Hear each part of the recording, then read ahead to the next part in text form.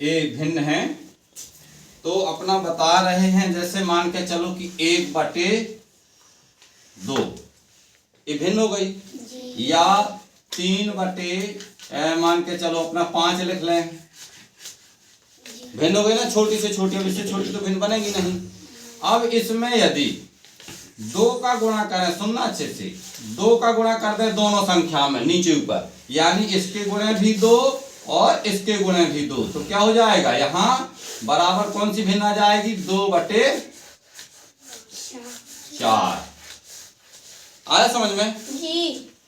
यदि इसमें भी अब 2 का गुणा कर दें, या किसी में 3 का गुणा कर दें, इसी में 2 का गुणा में जी आ गया, ठीक है ना। अब हम करते हैं 3 का गुणा, मान के चलो 3 का गुणा इसमें कर रहे हैं, इसमें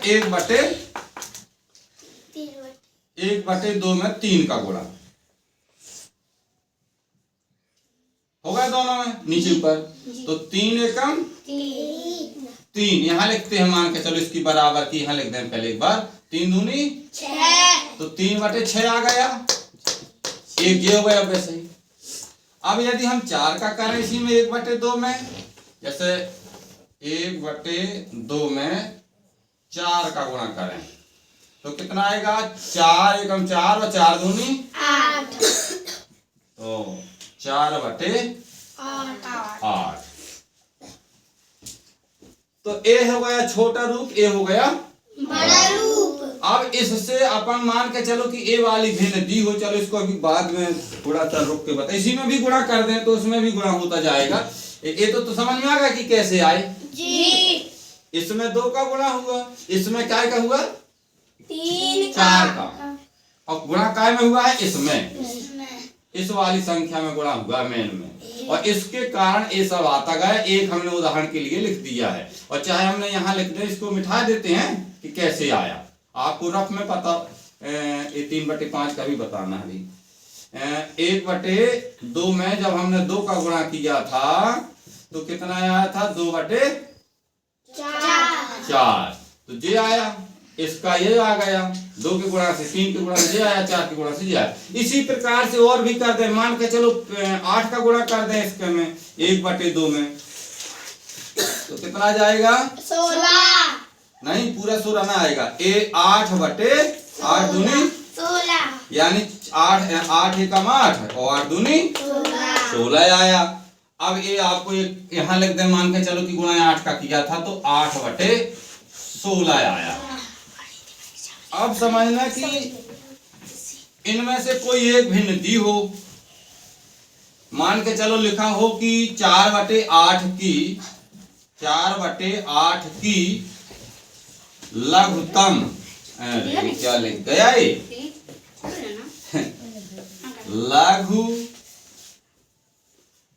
लघुत्तम भिन्न क्या होगी, क्या होगी, या 4/8 को सरल कीजिए, छोटी से छोटी भिन्न उसकी निकालिए, तो लघुत्तम भिन्न। अब इसको क्या करना पड़ेगा, मान के चलो अब ये आपके पास है, नहीं है तुम्हारे पास, क्योंकि ये तो हमने बताया आज, तुमको ये दिमाग में रखना है कि ऐसे होती हैं भिन्न। तो इसकी सबसे छोटी भिन्न क्या है, 1/2। ये आपकी सूची में बन गई है, इसलिए अब पता चल गया। अब माना कि ये ना बनी होती तो इसमें क्या करना पड़ता, अब समझना चाहिए।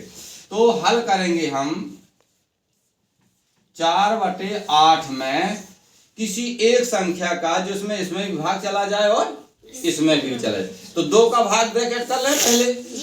तो यदि 4 में हम 2 का भाग लगाते हैं तो 2 दूनी 4, क्या बार गया, 2 बार, यानी ए वाली संख्या में 2 वाला 4 में 2 का भाग लगाया तो यहाँ काटने में 2 आ रहा है। अब इसी 2 का भाग हम 8 में भी लगा कट कर ले लें, देखें 8 में कितना आता है, ये लगा दिया, 2 चौको 8। तो देखो 2 का भाग हमने यहाँ भी लगाया, 2 का भाग यहाँ भी लगाया, तो जब 4 में लगाया तो कितना आया, 2, और 8 में लगाया तो 4 आया। अभी और काट लें छोटा छोटा बताते, काट के खट्टा भी काटा जा सकता है, लेकिन छोटा छोटा काटे। अब 2 में 2 का भाग लगाएंगे तो क्या आएगा?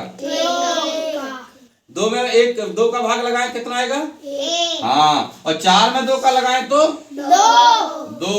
तो आ गई ना 1/4, ये हो गया 1 और नीचे का 2, आ गई वही भिन्न 1/2।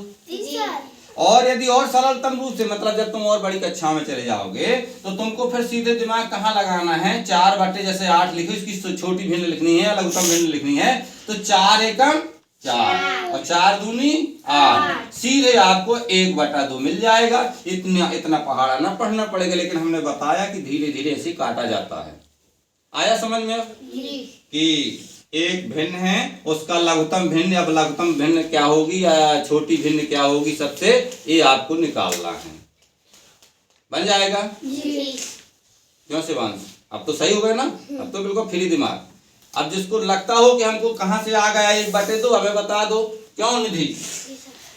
आ गया पलक? क्यों, तुम्हें भी पता चला? हाँ चल गया हो पता, तो ठीक है। अब हम देते हैं नई भिन्न। ठीक है, अब इसको बंद कर दो, अब हम